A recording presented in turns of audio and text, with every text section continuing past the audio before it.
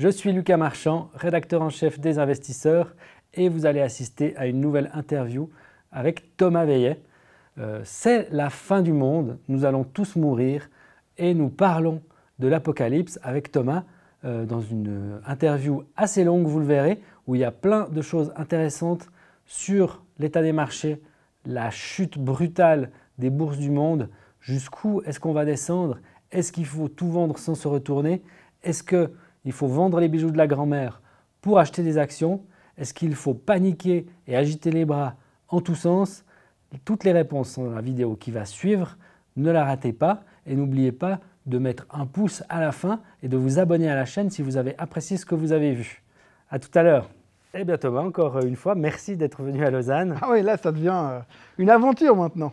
Malgré la fin du monde, tu as fait le déplacement. Ouais, c'était difficile. Donc au niveau des sujets qu'on va aborder aujourd'hui, évidemment, il y a toutes sortes de choses qui sont incontournables. L'idée, c'est d'avoir une discussion ouverte sur ce qui est en train de se passer pour aider un peu les gens à comprendre où on va, qu'est-ce qui se passe, à partir de quand on est dans une zone de panique, comment faire pour ne pas commettre de grosses erreurs en ce moment et qu'est-ce qu'on peut attendre demain, ça on ne le sait pas, mais dans les prochains mois et prochaines années, comment la situation va se démêler. Voilà un peu ce qu'on va se dire aujourd'hui.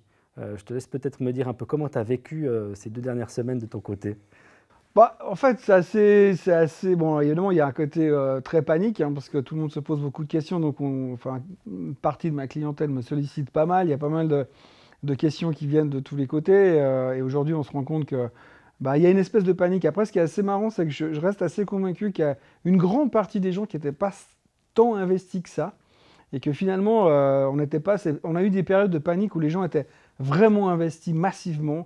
Et là, j'ai un peu le sentiment que oui, ça baisse, mais les gens étaient quand même beaucoup cash, avaient quand même déjà anticipé un certain mouvement.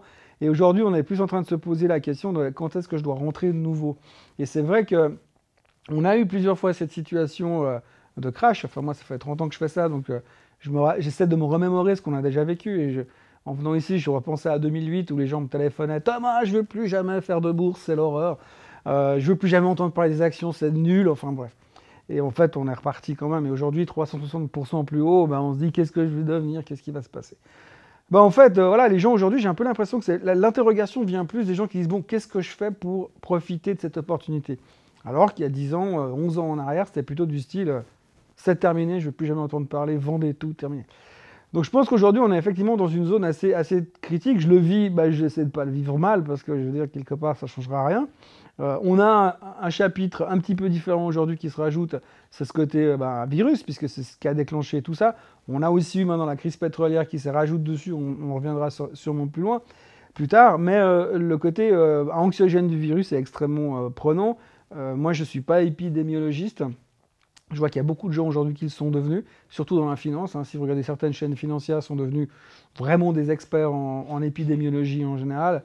J'ai regardé à l'école Club Migros, je crois qu'ils ne donnent pas de cours sur le sujet en moins de 24 heures. Enfin bref. Toujours est-il que c'est vrai qu'aujourd'hui, les gens ont une opinion sur le virus. On nous ment, c'est pas vrai, c'est pire que ce qu'on nous... bref, il y a des quarantaines un peu partout. On a vu l'Italie, ça nous touche de près. Donc il y a un certain stress par rapport à ça. Alors, moi, j'essaie de reprendre les choses en fait by the book, vraiment prendre les choses depuis le début en se disant bon, ok, on va réellement avoir un impact financier. On va vraiment avoir un ralentissement économique. Après, la question aujourd'hui, c'est qu'on n'a aucune idée de comment, de combien et de combien de temps ça va durer. Aujourd'hui, si on regarde simplement les courbes d'évolution du virus, on a l'impression que les Chinois, ils ont tourné le pire des moments. Ils ont passé ce cap où c'était en accélération. Aujourd'hui, c'est en récession. Les gens guérissent, parce qu'il ne faut pas oublier de le dire, les gens guérissent aussi. Il n'y a pas que des morts. Et ça, on n'en parle pas souvent non plus, parce que c'est clair que c'est moins vendeur. Mais sur ce côté-là, les gens guérissent, ça va mieux en Chine. L'Italie arrive au bout de sa courbe ascendante et peut-être qu'elle va commencer à se mettre à plat. C'est clair qu'on a encore d'autres pays qui doivent arriver derrière, qui vont générer un stress supplémentaire. Mais il y a quand même pas mal de choses qui commencent à être pricées dans les prix. Les gens se disent « Ouais, on a quand même vu le pire, est-ce que… » Après, on ne sait pas quand c'est que ça va reprendre, on va reprendre une vie normale. Est-ce que tout va se régler dans le mois qui vient, puis que début avril, on repart comme en 40 ? Du moment où les usines chinoises vont recommencer à fonctionner, ils vont remettre tout le monde au boulot à full power. Je ne pense pas qu'il y aura la possibilité de pouvoir faire des RTT quand ils voudront recommencer à travailler dans les usines. Donc ça risque le recovery risque d'être aussi intéressant à suivre, puisque finalement, tout le monde va y mettre les bouchées doubles pour essayer de rattraper le retard. On aura perdu 1 mois, 2 mois, 6 semaines. C'est difficile à dire. Aujourd'hui, personne ne le sait. Et donc, on essaie d'aller dans cette direction. Moi, j'essaie de voir les aspects constructifs, parce que je pense sincèrement qu'on ne va pas tous mourir. Enfin, si, on va tous mourir, mais pas aujourd'hui, tout de suite. Et j'ai pas envie de me mettre en position latérale de sécurité pendant 2 semaines en disant c'est terminé. Alors oui, ceux qui ont la possibilité de faire du télétravail, ben pourquoi pas. Je veux dire, c'est pas un problème. Mais c'est vrai qu'il y a certaines inconsistances aujourd'hui dans le monde aujourd'hui qui font assez rigoler. Mais voilà, pour ce qui est du marché, aujourd'hui, on est dans des phases de panique. Je me demande personnellement jusqu'à quel moment ces gros mouvements ne sont pas induits par de l'électronique et puis qu'il n'y a pas tant de réaction humaine derrière. Parce qu'on voit les mouvements avant-hier où on a un marché qui fait plus 5% le matin, qui redescend à 0, qui remonte à plus 5% et qui repère 5% le jour d'après. Tout ça pour finalement en N9, aujourd'hui les mesures qui sont prises ne sont pas forcément surprenantes. Attends, si demain la Suisse devait fermer ses frontières, si la France devait annoncer la fermeture de ses frontières, ça surprendrait personne. La question c'est combien de temps, comment on se met en place. Donc c'est une immense discussion et je pense que, sachant que ce virus est mauvais soit, mais pas non plus destructeur au point de rayer la planète, rayer la population, l'être humain de la planète, eh bien je pense qu'à un moment donné, on va tourner. La problématique, c'est de trouver à quel moment on va tourner le coin et se dire, ok, on a anticipé ça, maintenant comment est-ce qu'on construit? Et en fait, la grande question qu'on essaie de pointer, ben, c'est là, et c'est là-dessus que ça devient intéressant. Justement, alors, c'est un peu de la prospective qu'on fait. Est-ce que toi, tu as en tête des niveaux de marché à la baisse qui sont des niveaux de baisse rationnels, des niveaux de baisse de panique ou des niveaux de baisse qui seraient vraiment un bottom dans lequel tu achètes tout ce que tu peux? Alors, bon, il y a 2 choses. Premièrement, il y a la valorisation des sociétés. Déjà, en essayant d'être très rationnel, que valent ces sociétés réellement? Donc aujourd'hui, on a pricé la valeur des sociétés lors des dernières publications de résultats en se disant, vu la croissance des résultats, vu ça, la boîte vaut ça. Il est clair qu'aujourd'hui, avec ce bug, il va y avoir un ralentissement de la croissance, il va y avoir un ralentissement de la croissance des résultats des sociétés, et à partir de là, on pourra vraiment se dire quelle est la réelle valeur. Apple valait, fin 2018, dans la grosse crise qu'on a eue fin 2018, Apple est descendu jusqu'à $180, sauf erreur. Elle est remontée à plus de 330 au top récemment. Et tout le monde se disait, ah, mais si j'avais su, j'aurais acheté. Aujourd'hui, elle vaut 220. Bah, vous savez, maintenant, vous pouvez acheter. Je ne pense pas que le jour où on va recommencer à vivre, normalement, les gens vont dire, non, mais moi, j'arrête le smartphone. J'arrête le PC, je ne vais plus sur Internet. Non, je veux dire, il faut juste revenir un peu à la réalité. Donc, c'est trouver, en fait, quelle est la réelle valorisation de ces sociétés. Et après, être prêt à accepter que ça peut durer. Aujourd'hui, trouver le point d'entrée et dire, là, j'achète tout ce que je peux, ça n'existe pas. La personne qui vous dit, moi j'achète toujours au plus bas et je vends toujours au plus haut, c'est du cinéma, ça n'arrive pas, ça arrive dans les films. Alors on a tous un client quelque part qui a toujours acheté au plus bas et vendu au plus haut, mais ça n'existe pas. Donc aujourd'hui, je pense qu'à un moment donné, c'est juste de dire, moi je pense qu'à ce niveau-là, je suis prêt à supporter le risque. Aujourd'hui, on parle déjà d'une correction de marché de plus de 25%. Donc on est dans un bear market, techniquement, mais 25% de baisse. Alors qu'il y a 3 semaines, on était dans une euphorie absolument hallucinante. Donc je pense quand même que quelque part là, on est dans une zone de panique. La problématique des zones de panique, c'est qu'elles sont une panique. Donc ça peut durer 3-4 jours, on peut rentrer dans une espèce de psychose, et on est dans une forme de psychose. Donc c'est difficile de mettre un niveau. Ce que je sais, c'est que la volatilité, l'indice de volatilité, le VIX ou le VDAX en Europe, eh bien, nous donne des indications. Aujourd'hui, la volatilité aux États-Unis est au même niveau qu'au pire de la crise de Lehman Brothers de 2008, de la crise des subprimes. Et à cette époque-là, c'était quand même un tout petit peu différent. Alors soit il n'y avait pas de virus, mais on parlait d'un effondrement total du système bancaire. Et les banques étaient pour la plupart en faillite ou au bord de la faillite. La plupart des banques ont dû être sauvées par leurs gouvernements respectifs. Aujourd'hui, les banques sont solides, l'économie fonctionne, c'est un peu mieux établi. Il y a toujours des aberrations, mais je veux dire, ça fonctionne. Et là, tout d'un coup, on est dans le même style de panique. Alors, quand je vois des volatilités au-dessus de 60, de 60-70% de volatilité, je pense que quelque part, on cherche les niveaux de panique parce que la crise, encore une fois, même si cette crise du coronavirus doit durer 2 mois, ça ne va pas non plus lâcher la croissance mondiale définitivement, puis on n'a plus jamais rien acheté, encore une fois. Donc je pense qu'on est quelque part là-dedans. La problématique, c'est difficile de trouver le bon niveau pour rentrer. C'est pour ça que je parlais récemment de vendre des poudres, de profiter justement de ces accélérations de volatilité, puisque c'est là qu'il y aura des opportunités de profiter de cette volatilité élevée pour l'utiliser et essayer de moyenner à des niveaux corrects. Voilà, après je pars de nouveau, une de mes théories, c'est de dire acheter régulièrement et construisez sur le long terme. Ben voilà, oublions ce qui est en train de se passer, continuons à faire comme d'habitude, et puis on verra que dans 2-3 mois, on aura naturellement fait un bottom, trouvé le fond, puis qu'on va commencer à reconstruire. Je regardais l'exemple tout à l'heure d'un produit structuré qu'on me proposait, mais c'est pour l'exemple. On me disait, oui, voilà, tu achètes ce produit-là, puis tu as une protection. Si tu es exercé, tu vas toucher du coca à 36 $. Coca, ça vaut, je sais pas, 48 aujourd'hui, mais moi, à 36 $, je vends mes enfants pour acheter du Coca-Cola. Pas les canettes, mais l'action, parce que je pense qu'à ce niveau-là, on revient à des niveaux corrects. C'est aberrant, 36 $, c'était il y a 2-3 ans en arrière, et elle est montée jusqu'à 58, à 60 $. Et maintenant, tout d'un coup, ça vaudrait plus ça, parce que plus personne ne va boire de coca jamais. Non, je crois qu'il faut trouver quelque part une zone, mais c'est très très difficile de mettre le curseur en disant « je suis conscient qu'on panique », parce que je suis conscient qu'il y a une panique globale, donc à ce moment-là, à un moment donné, je vais tout jeter dans la machine, puis dire « j'y vais ». Je pense à un moment donné, c'est que ça va se calmer, et puis on aura, comme j'ai pensé que c'était il y a 2 jours, hein, mais ça revient encore aujourd'hui, donc je pense qu'à un moment donné, on aura des signes concrets que les gens vont commencer à se dire « ah ouais, ça va un peu mieux ». Psychologiquement, j'ai envie de dire, au moment où on verra que l'Italie est en train de ralentir en termes de contagion et en termes de décès, on se dira « ah, donc il y a un cycle qu'on peut comparer avec les Chinois, les Italiens sont en train de ralentir aussi, donc même si ça accélère en France, en Allemagne, aux États-Unis, on se dira ah oui, mais bon, dans 10 jours, tu verras, ça va commencer à ralentir. Et à partir de ce moment-là, le marché pourra commencer à se dire ok, on va pricer qu'il y a un recovery, une reconstruction, un rebond qui va se faire, et on pourra commencer à rentrer dedans.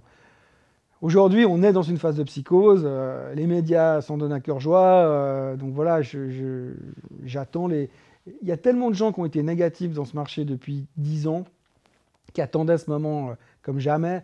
Donc forcément, ils vont revenir et puis dire « oui, je vous avais dit il y a 5 ans que ça allait baisser ». Ben voilà, ça baisse. Ça baisse, mais je pense qu'à un moment donné, on va retrouver un fond. Mais encore une fois, c'est très très difficile. On peut se baser sur l'historique. On a déjà vécu des crises, plein, depuis, en tout cas en ce qui me concerne, depuis 87.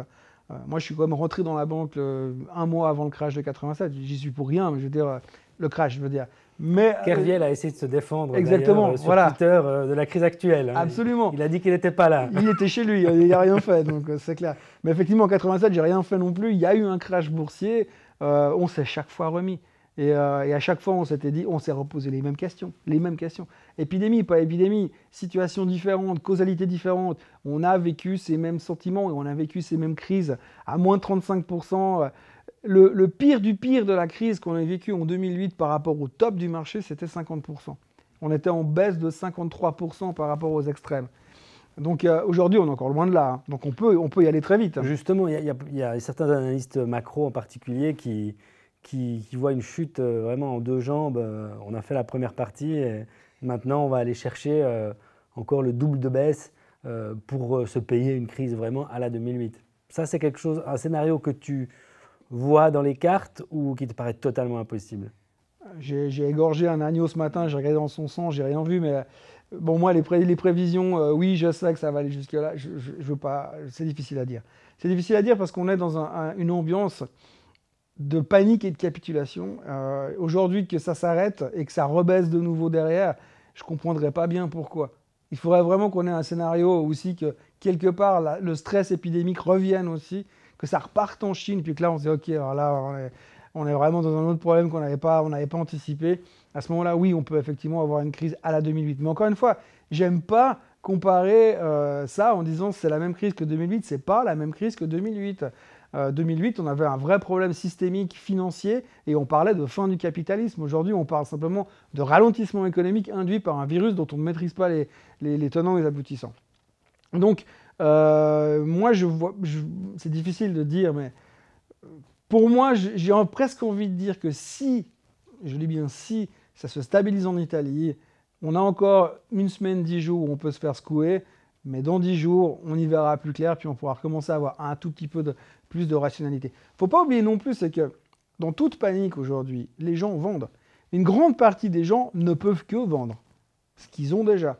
Et tout le monde n'est pas en train de shorter le marché comme des malades parce que tout le monde n'est pas un hedge fund. Tout le monde n'a pas accès à ces possibilités de shorter le marché. Donc là, on est aussi dans une phase où certains fonds qui ont le pouvoir de shorter sont dans un cœur joie, et ceux qui ne le peuvent pas peuvent se dire bah, moi j'ai tout vendu, j'attends pour rentrer. Mais quand tout d'un coup, ces gens-là qui peuvent rentrer et qui attendent au bord de la route et qui ont du cash, ils vont rentrer, bah, les fonds short, ils vont être obligés de céder, puis dire ok, on a fait ce qu'on avait à faire et on repartira dans l'autre sens. Maintenant, voilà, je ne suis pas, encore une fois, je ne suis pas épidémiologiste. Quand je regarde, moi, bêtement, les chiffres que j'ai sur cette crise du coronavirus, je veux bien croire que c'est pas facile, je veux bien croire que c'est compliqué, qu'on ne maîtrise pas tout, mais je ne voudrais pas non plus qu'on en rajoute non plus des tonnes en disant « Ouh là là, oui, alors 4500 morts, c'est horrible ». Bien sûr, mais enfin, à toute proportion gardée, 4500 morts aujourd'hui sur 7 milliards d'habitants, c'est juste rien. Évidemment, on n'a pas envie de faire partie de ces 4500 morts et il faut prendre toutes les mesures qu'on doit prendre pour éviter de propager l'épidémie, mais il faut quand même relativiser certaines choses. Et aujourd'hui, je me dis qu'à un moment donné, on va quand même revenir à une certaine rationalité. Peut-être qu'il faudra aussi fermer les réseaux sociaux, parce que finalement, quand on voit le nombre de conneries qu'on arrive à trouver sur les réseaux sociaux, on touche à un niveau de bêtise absolument stratosphérique. Savais-tu, Thomas, que la 5G provoque le coronavirus? La 5G provoque... Non, mais il y a des gens qui ont téléphoné, qui ont envoyé des mails chez Corona, le fabricant de bière, pour savoir s'ils risquaient rien. Alors, c'est pas la majorité, mais il y en a quand même qui l'ont fait. Donc, il faut quand même arrêter c'est ridicule. Et donc voilà, mais je pense qu'à un moment donné, c'est comme tout. On a cette espèce... Tout le monde a un avis. Je pense que demain, on peut faire un micro-trottoir, on va poser des questions dans la rue. Je pense que tout le monde a un avis différent et des données différentes sur l'évolution du virus, sur comment... Et tout le monde est devenu spécialiste. Et donc, je pense que par rapport à ça, il y a un moment donné, ça va se tasser. Et puis, qu'une fois qu'on se sera calmé, eh bien, on aura peut-être l'occasion de dire maintenant, on peut commencer à mettre les pieds dedans sans risquer de s'ébouillanter. Un truc qui sera évidemment pour moi, c'est très important d'observer attentivement la volatilité. Quand la volatilité va commencer à redescendre et revenir à des niveaux normaux, le marché sera déjà reparti. Donc aujourd'hui, les extrêmes de volatilité qu'on a vécu en 2008 quand Lehman Brothers a fait faillite, c'était 92% sauf erreur de vol. Alors sachant qu'on ne peut pas aller au-dessus de 100%, à un moment donné, on va bottomer. On va arriver à un niveau où ça va commencer à bloquer naturellement. Aujourd'hui, si on regarde mensuellement en septembre 2008, on a atteint en moyenne 62% de volatilité. C'est là où on est. Je crois même qu'on est au-dessus aujourd'hui. Et je répète, je pense qu'on surréagit là-dessus un tout petit peu. Donc, je ne veux pas mettre en deçà le fait que l'économie va être impactée, qu'il y aura certainement des faillites, mais je pense quand même qu'on est en train de surréagir sur certains points. Justement, alors, je suis tout à fait d'accord avec toi que la situation n'est pas la même qu'en 2008. En 2008, c'était vraiment le secteur bancaire qui était menacé. Là, ça vient par ce virus qui, en fait, la menace n'est pas tant le nombre de malades ou le nombre de morts.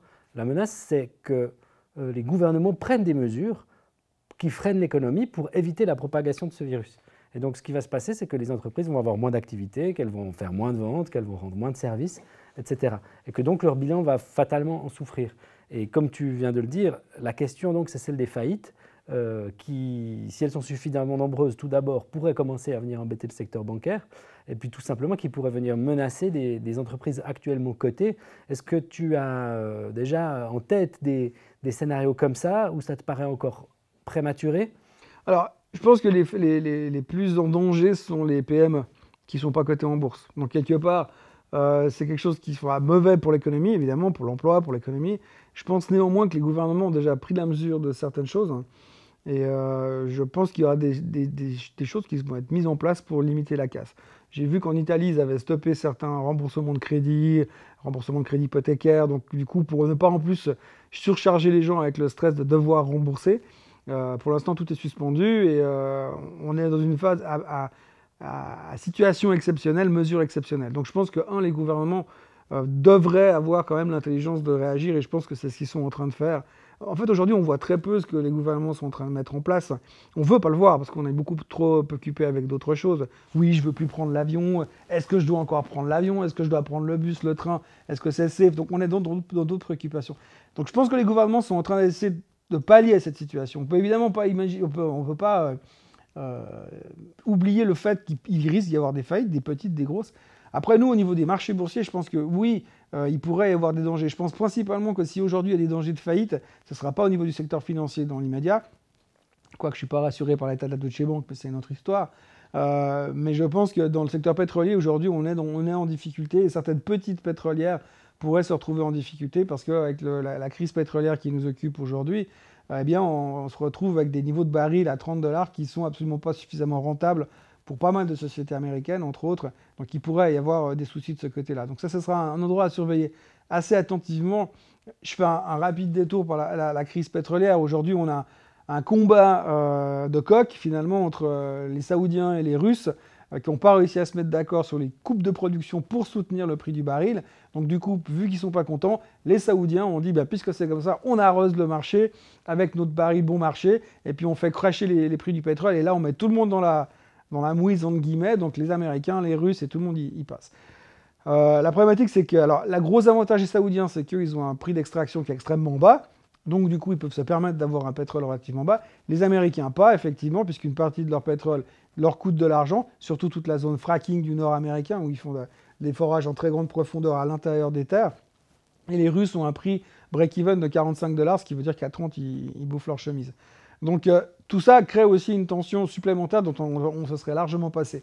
Mais le fait d'avoir un baril très bas va quand même poser pas mal de problèmes à certaines petites pétrolières. Alors il y a quelques noms qui ressortent aujourd'hui, entre autres Chevron, Conoco, Total ou Royal Dutch, qui sont plutôt safe par rapport à ça. Après, il y a d'autres sociétés qui sont plus à risque, mais c'est aujourd'hui très difficile de prendre position et de dire attention. Là, on pourrait envisager sur les petites d'avoir éventuellement à terme des faillites. Mais à terme des faillites aussi, ça veut dire quoi? Ça veut dire quel sera le soutien du gouvernement à ces sociétés en difficulté, vu que la situation est exceptionnelle. Comment vont réagir les autres? Parce que quelque part, tous ceux qui ont les moyens, ils vont se dire, mais c'est aussi buy opportunity. Vous avez l'occasion de racheter des boîtes à bon marché parce qu'ils sont en difficulté. Il y en a certains qui vont sauter sur l'occasion. Donc on a toute cette problématique-là qui est en train de se mettre en place.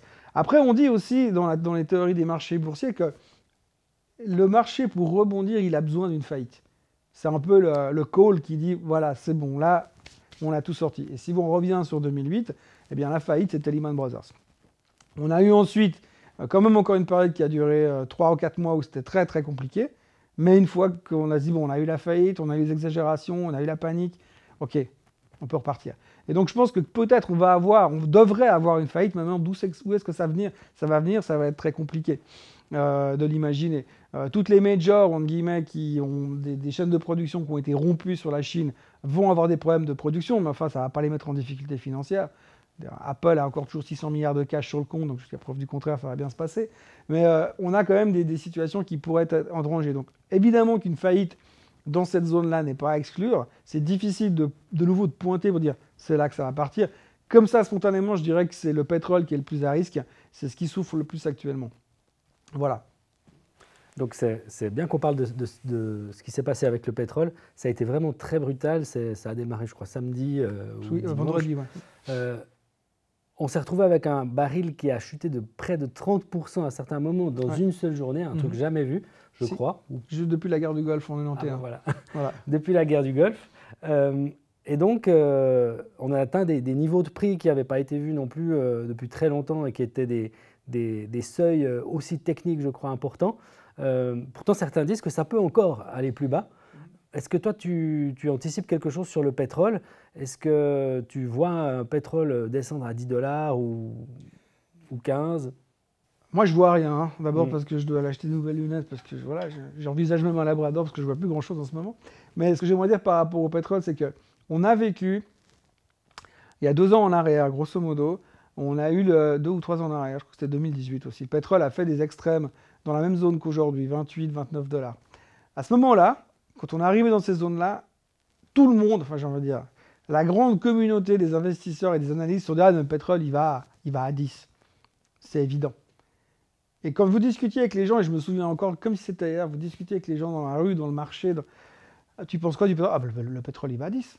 Mais il n'y avait plus de doute, c'était une certitude. Et quand vous avez un tel niveau de certitude sur une commodity comme le pétrole, c'est généralement que c'est l'inverse qui se produit. Pourquoi? Parce qu'en fait, donner le prix d'une commodité comme ça, c'est extrêmement compliqué. Pourquoi? Parce qu'on d'abord, on ne sait pas exactement ce qu'il y a sur Terre. 2, on ne sait pas qui détient les réserves, sous quelle forme et quoi, quand, comment. Il y a tellement d'inconnus là-dedans, et en plus, les gros players, les gros joueurs là-dedans, vous avez les Saoudiens, les Américains et les Russes, et les Chinois qui sont des gros consommateurs. Et là-dedans, vous devez trouver où est la vérité. Donc en gros, c'est quand même vachement compliqué. Je vais donner un exemple tout simple. Toutes les semaines, le mercredi en fin de journée, il y a l'EIA, qui est l'organisation qui chapeaute le pétrole dans le monde, qui surveille en fait tout ça, qui donne les stocks pétroliers, qui dit voilà, on a tant de barils, tant de barils, tant de barils. Il faut quand même savoir que pour calculer ces stocks-là, tous les analystes du monde font les mêmes extrapolations. On a les Américains qui ont leurs stocks à eux, qui sont soi-disant déclarés, plus leurs stocks, la défense. La défense américaine a des stocks de pétrole chez eux. Donc l'armée américaine, en gros. L'armée américaine, on la connaît, ils ont vachement envie de communiquer ce qu'ils ont de caché. Première chose. Deuxième chose, l'Arabie Saoudite, c'est des menteurs depuis le début. On ne sait pas ce qu'ils ont, on ne sait pas comment ils fonctionnent. Même entre eux, ce n'est pas très clair. C'est un pays qui communique très mal et qui sont des menteurs sur le niveau des stocks. Donc on se base, on estime des stocks sur des gens qui disent n'importe quoi. Ce n'est pas la première fois, ce n'est pas une agressivité contre eux, c'est comme ça. Et puis la dernière chose, c'est les Russes. On connaît la communication avec les Russes. Hein. Donc on a vu que Poutine va être réélu pour la 24e fois président à vie. Donc voilà. Donc tout ça pour dire qu'aujourd'hui, on fait des extrapolations sur des données qu'on ne connaît pas. Dernière chose, en Chine, à l'époque, je ne sais pas si je suis à jour sur mes données, mais je crois qu'il y avait 24 zones de stockage de barils, dont 17, on ne sait pas où elles sont, en Chine. Donc on tient compte de zones de stockage de barils, mais on ne sait même pas où elles sont, mais on sait combien il y en a dedans. Donc c'est très difficile de savoir ce que vaut le baril. Deuxième chose aujourd'hui, ben voilà, donc tout d'un coup on sait très bien, comme je le disais avant, que les Saoudiens ont un prix du brut qui est très bas. Donc du coup ils peuvent se permettre de taper dessus tout en gagnant encore de l'argent. Je crois que le prix d'extraction il est en dessous des $10. Donc ils ont vraiment de la marge aujourd'hui, ils gagnent encore de l'argent. Ça ne les empêche pas d'acheter des Lamborghini roses avec l'intérieur vert, je veux dire, ils continuent à le faire. Donc ce n'est pas un problème. Donc du coup, ça continue dans cette espèce de mélange. Et pour moi, je pense effectivement que le pétrole, il peut aller à peu près n'importe où, mais pas là où tout le monde pense qu'il va aller. Donc la meilleure chose qui fonctionne depuis 10 ans sur le pétrole, c'est de faire l'inverse de ce que tout le monde pense. Je reviens en 2004, sauf erreur, le pétrole était à $145 où il a fait des excès. À $145, il y avait un monsieur qui s'appelait Murthy, qui était chez Goldman Sachs à New York, qui a dit on va à 300, c'est sûr. Et tout le monde a suivi, ouais, le pétrole, il va à 300. Ok, il n'a plus jamais été au-dessus de $145, et puis au contraire, on l'a retrouvé au plus bas, je crois, à 10 ou... Donc du coup, quand tout le monde pense quelque chose, c'est souvent l'inverse qui se produit. C'est symptomatique dans les marchés déjà, mais alors, dans le pétrole, c'est encore plus impressionnant de ce côté-là. Et je terminerai cette discussion pétrole avec une présentation à laquelle j'ai eu la chance d'assister il y a quelques années, une banque britannique qui a dans ses rangs la meilleure analyse pétrole du monde, en termes d'expérience, de connaissances, etc. Cette personne est une ancienne de la CIA. Donc elle s'est occupée d'analyser tout ce qui était Middle East. Donc elle connaît le Middle East, pas comme nous, parce que pour nous, le Middle East, c'est Dubaï, le Qatar, le PSG et puis l'Arabie Saoudite. On connaît le Middle East que comme ça. Mais elle connaît tous les tribus, comment, les inflexions, etc. En plus, elle parle arabe. Elle ressemble physiquement à Elle Berry, l'actrice américaine. Donc, présentation extrêmement intéressante. Et à la fin de la présentation, il y a quelqu'un qui lève la main et qui dit « Mais madame, est-ce que vous pouvez nous dire, grosso modo, ce que vaut le pétrole réellement ?» Et puis elle dit « Oui, mais on sait depuis longtemps ce que vaut le pétrole. Alors ça, je peux vous donner très clairement le prix du pétrole. » « Ah bon ? Ben oui, ça vaut clairement entre 20 et 200. » Donc en gros, c'est ça. Le pétrole, ça vaut quelque part entre 20 et 200. Peut-être entre 10 et 200. Peut-être que le pétrole va à 10. Mais aujourd'hui, Goldman Sachs nous a annoncé il y a 2 jours comme quoi le pétrole allait à la 20. Je rappelle pour mémoire qu'il y a un mois en arrière, Goldman Sachs a dit que le pétrole en 2020 allait rester quelque part entre 50 et 60. Donc voilà, je veux dire, oui, ok, ben on s'est tous trompés. Moi, je pensais qu'il allait rebondir le pétrole aussi, je me suis trompé. Mais de là à vous dire où est-ce qu'il va s'arrêter, moi, plus j'entends de gens qui disent « Ouais, c'est bon, il va à 20 », plus je pense qu'il va monter. Aujourd'hui, il y a d'autres facteurs qui viennent se plugger derrière, c'est que les Russes, ils jouent le jeu, donc ils pompent à fond pour contrer le fait que l'Arabie Saoudite a fait baisser les prix. Eux, ils ont besoin de cash, donc ils pompent à fond pour faire venir le cash. L'Arabie Saoudite essaie de les faire changer d'avis, ils négocient pour trouver une solution. S'ils trouvent une solution, on va dire « Ok, on va faire différemment », boum, le pétrole va remonter. Et puis il y a un troisième larron dans l'histoire, ça s'appelle Donald Trump. Et lui, il a ses élections qui arrivent à la fin de l'année. Et lui, il ne peut pas se permettre de se présenter aux élections avec un baril à 30. Ni à 20 d'ailleurs. il a besoin d'un baril beaucoup plus haut. Pas trop haut, mais pas trop bas non plus. Donc je pense qu'à un moment donné, il va s'en occuper. Et aujourd'hui, bon, il a d'autres préoccupations, ce que je peux comprendre, mais je pense qu'il va intervenir à un moment donné. Donc là, il faudra faire aussi attention du « oui, c'est sûr, le pétrole va à 20 ». Parce qu'on connaît le monsieur, depuis quand même 3 ans et demi qu'il est au pouvoir, il nous a quand même montré qu'il était assez capable de nous faire des retournements de situation assez spectaculaires, et il a le pouvoir de faire beaucoup de choses, au niveau du pétrole en particulier. Je suis très d'accord avec ce que tu dis. Moi, j'attends de voir un mouvement américain là-dessus. C'est que tu es toujours d'accord avec moi. Ouais, je suis là pour ça. Et en fait, j'ai tourné une vidéo il n'y a pas longtemps où j'expliquais qu'il fallait bien regarder ce que faisait Donald Trump, en particulier sur le pétrole, parce que ce qui est sorti dans la presse, c'est que ça y est, les Russes veulent attaquer le pétrole de schiste américain, ça va être très difficile pour eux. Et le thème était considéré comme si les États-Unis étaient impuissants, alors que ça reste encore aujourd'hui, malgré tout, la première puissance du monde. Absolument. Et ils ont, je pense, beaucoup de leviers encore pour intervenir là-dessus. Et c'est quelque chose que pas beaucoup de monde a anticipé. Donc, non, mais je suis d'accord, c'est moi qui suis d'accord avec toi. Et je pense qu'effectivement, on est dans une période qui va être très intéressante, parce que, encore une fois, je pense qu'avec le recul, les marchés boursiers, l'économie mondiale, elle est passionnante parce qu'en fait, c'est jamais pareil. Moi, j'ai voulu faire ce métier au début parce que c'était jamais pareil. Sinon, je serais allé à l'État, aux impôts. Bref, je veux dire, donc, il n'y a pas de répétition, c'est toujours la même histoire. Là, il y a vraiment c'est varié, il y a plein de choses. Et aujourd'hui, on est préoccupé par le coronavirus. Donc, on règle ce cas, et ça va se régler. Je vais faire le mec positif, mais si je vois quelque chose, je vois que l'été sera moins pire que ce qu'on vit aujourd'hui, donc ça va se régler. Et une fois que ça sera réglé, ce qui sera intéressant, c'est de voir la riposte ensuite sur le reste. Parce que Trump, s'il veut être réélu, il y a 2 choses. Le marché doit être beaucoup plus haut que là où il est aujourd'hui, et le pétrole doit être beaucoup plus haut que là où il est aujourd'hui. Et à mon avis, si on reste là, avec un pétrole ici et un marché déprimé comme il est aujourd'hui, il n'y a pas de Donald Trump au 2e mandat. Je ne suis pas super rassuré parce que ce serait Sanders ou Biden, mais enfin bon, je ne suis pas sûr que ça améliorera les choses, bien au contraire, mais en tout cas, je pense que si ça reste là, on va avoir des soucis. Donc on peut quand même tabler sur un rebond à un moment donné, si on croit purement au côté élection. Et je pense que Trump, il nous a montré qu'il avait beaucoup de talent, en tout cas, pour faire bouger les choses dans cette direction. Donc effectivement, la suite de l'année sera vachement intéressante, je pense. Par contre, les élections, c'est en novembre, donc ça fait quand même très peu de temps pour redresser la situation de façon radicale. Toi, tu verrais un retournement possible important aussi rapide que ça? Alors pour le pétrole, c'est pas un problème. Ou pour le marché? Alors pour le pétrole, c'est pas un problème, et pour le marché, c'est pas un problème non plus. Parce que si on regarde les rebonds de ces derniers mois, j'ai pas les chiffres en tête, mais si on regarde sur les graphiques, le rebond de 2008, il a été réglé en 6 mois.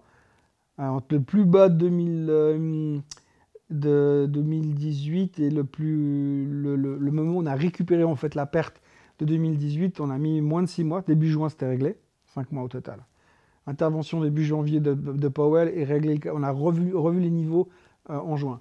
Aujourd'hui, on a perdu 25% grosso modo. Admettons qu'on en perde encore 10.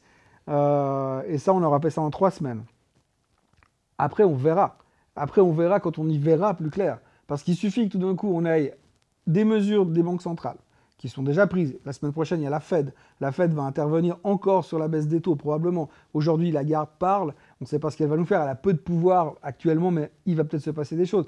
Il va y avoir des concertations. Les gouvernements vont mettre des choses en place pour lutter contre le coronavirus et aussi des mesures économiques pour soutenir cette histoire.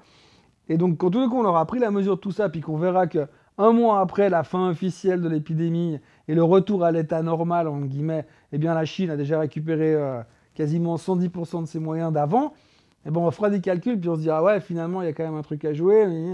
Et puis, résultat, ça peut aller très vite. Et après, c'est de nouveau. Les gens ne sont pas dedans, parce qu'aujourd'hui, tout le monde est plus ou moins sorti, et les gens sont relativement sereins. Et quand tout d'un coup, il faudra sauter dedans, il faudra vite sauter dedans, parce qu'après, on va rater les premiers pourcents, puis les 15 suivants. Donc ça peut aller très vite. Alors je ne dis pas qu'on va revenir au plus haut de tous les temps avant les élections américaines, mais on pourrait être vachement surpris. Et il ne faut pas non plus négliger ce genre de choses, parce qu'effectivement, quand ça repart, des fois, c'est des grosses machines qui se mettent en marche. Et je ne parle pas de nous, clients privés, mais quand les grosses machines décident que maintenant il faut y retourner, c'est des milliards qui reviennent dans le marché et il n'y a plus de vendeurs. Donc le marché repart en avant. Je ne veux pas être excessivement bullish et hyper positif, mais je pense que la suite de l'année sera super intéressante. En revanche, ce que je n'imagine pas aujourd'hui, c'est on est rentré dans ce qu'on appelle ce bear market depuis hier aux États-Unis, on l'est déjà en Europe depuis 3-4 jours. j'imagine assez mal que ce bear market dure et perdure pendant des mois et des mois. Statistiquement, j'ai regardé ce matin, en moyenne, un bear market dure 150 jours de trading. Donc 150 jours de trading, c'est une demi-année, 6 mois, grosso modo, 7 mois. Il y a des bear markets qui ont duré 18 mois, post-grosse récession, etc., etc. Mais voilà, moi j'imagine assez mal que ça dure aussi longtemps que ça. Ce marché, il ne faut pas oublier une chose, c'est qu'au travers de ces 30 dernières années, tout s'est accéléré. Tout va plus vite. Et si on regarde les durées de certaines choses il y a 30 ans en arrière, et l'activité à laquelle ça bouge maintenant, et les mouvements de capitaux aujourd'hui, tout va beaucoup plus vite. Donc j'ai envie de dire qu'on ne peut pas exclure grand-chose par rapport à ce qui est aujourd'hui. La manière dont on a de tourner la veste m'aura toujours fasciné ces dernières années. C'est juste impressionnant. On a une capacité à changer d'avis tous les 15 minutes sur des trucs complètement aberrants qui font qu'aujourd'hui, j'exclus rien, tout simplement. Voilà, en étant simplement logique, je pense que pour qu'on est vraiment dans une ambiance de dépression, de récession et de catastrophe, il faudrait déjà que nous, on change nos habitudes de consommation complètement.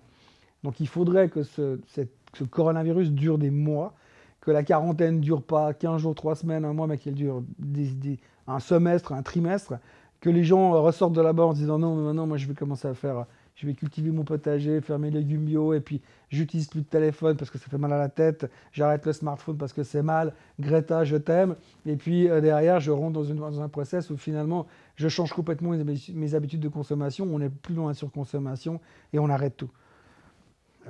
C'est de la science-fiction, là, donc voilà. Donc, quelque part, on vit une période troublée, et je veux croire que ce dont on parle aujourd'hui, on pourra en reparler dans 6 mois en se disant « Ouais, mais vous vous souvenez, au mois de mars l'année passée, comment c'était ?»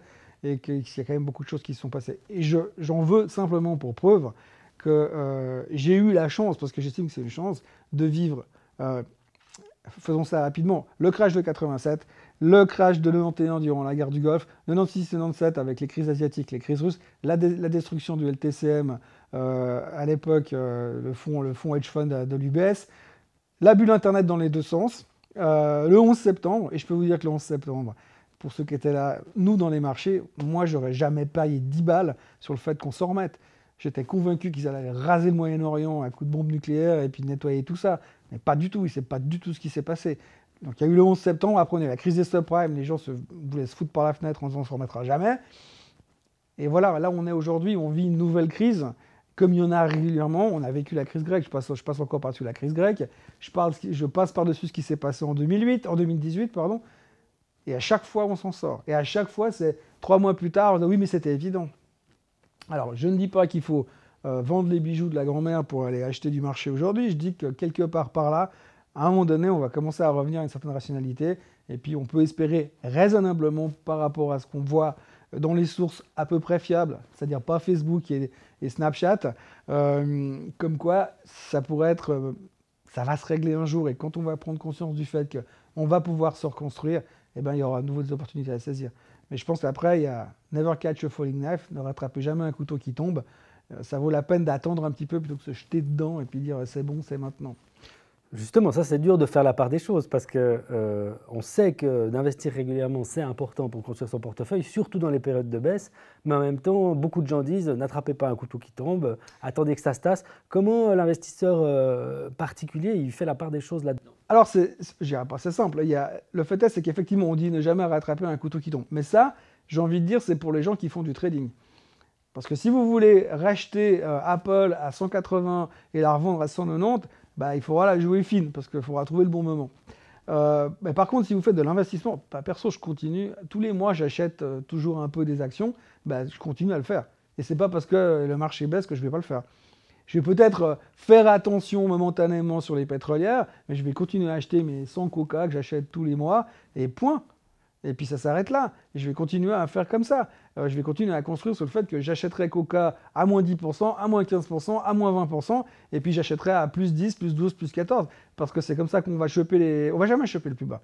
Mais là, on va moyenner. Donc moi, je continue sur l'investissement long terme. À plus forte raison, je continue. Comme je disais avant, je mettrai un bémol sur le secteur pétrolier. Peut-être faut faire attention pendant quelques mois pour voir comment ça va se passer. Mais pour le reste, je continue à moyenner. Je veux dire, quand on voit la correction qui a eu lieu sur certaines boîtes comme Novartis ou Nestlé, Allô?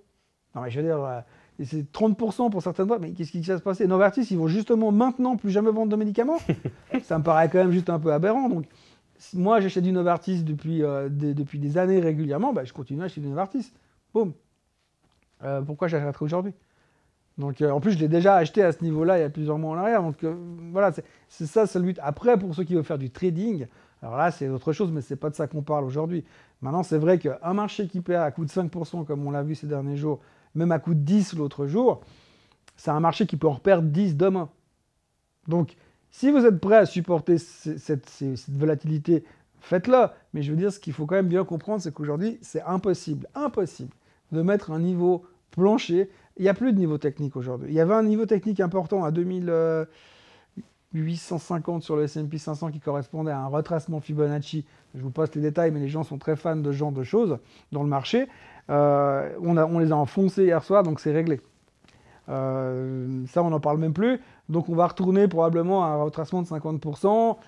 Techniquement, enfin bref, on peut trouver tout ce qu'on veut, mais aujourd'hui, c'est extrêmement difficile de faire quoi que ce soit. Il y a des rumeurs comme quoi la France va fermer ses frontières ce soir. J'imagine que si ce soir, la France annonce qu'il ferme les frontières, je n'ose même pas imaginer la tronche du CAC 40 demain, bien qu'ils perdent 4%, 5% déjà aujourd'hui. Donc, on est dans cette phase de panique et toutes les mauvaises nouvelles vont encore peser. Et tout d'un coup, vous allez avoir dans les semaines qui viennent une mauvaise nouvelle comme ça et le marché ne baissera pas. Et là, ce sera qu'on a digéré la nouvelle. Et à partir de là, on pourra commencer plus ou moins à reconstruire parce qu'on se dira, ok, le pire, on l'a vu, on l'a intégré. Mais je pense qu'à un moment donné, quand cette mauvaise nouvelle arrivera puis que le marché n'y bronchera plus, et bien là, on se dira, ok, on a vu le pire. C'est comme ça que je le vois. Donc la prochaine fois qu'on se voit, dans 2 semaines, dans un mois, non, dans on 2 prend les semaines. paris, on sera où? Je pense qu'on sera plus haut que là où on est aujourd'hui. Ouais, dans Ouais. 2 semaines. Dans 2 semaines, ouais. Sacré pari. C'est pile ou face. Bah non, C'est ça. pile ou face. Non, ce qui m'inquiète le plus, c'est de savoir est-ce que je pourrais venir dans 2 semaines jusqu'ici. C'est la grande Ah non, ça question. c'est la question. Peut-être que ce sera plus possible. On le ce fera sera par sur Skype. Voilà, sur Skype, effectivement. Quoi. Très bien. Absolument. En tout cas, merci pour cette discussion passionnante. C'est C'est un vraiment plaisir. intéressant. Et puis j'espère que tu survivras les prochaines semaines.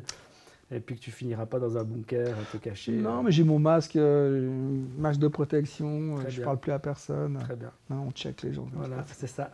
Donc, dans 2 semaines. Voilà, c'est ça. Voilà, j'espère que cette vidéo vous a plu. On va en faire une, j'espère, dans 2 semaines avec Thomas Veillet de nouveau.